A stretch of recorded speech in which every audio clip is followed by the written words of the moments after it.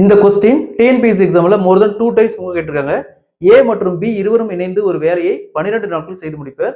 B மற்றும் C இருவரும் இணைந்து அதே வேலையை 15 நாட்களில் செய்து முடிப்பர்.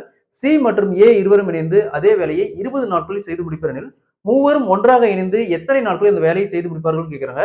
டைம் ஒர்க்ல இந்த மாடல் சம் கேட்டாங்களா, எப்படி குயிக்கா சால்வ் பண்ணலாம்ங்கறத பார்க்கலாம்.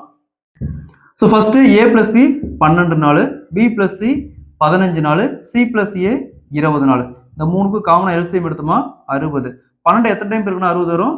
5 டைம். 15 எத்தனை டைம் பெருக்குனா 60 வரும்? 4 டைம். 20 எத்தனை டைம் பெருக்குனா 60 வரும்? 3 டைம்.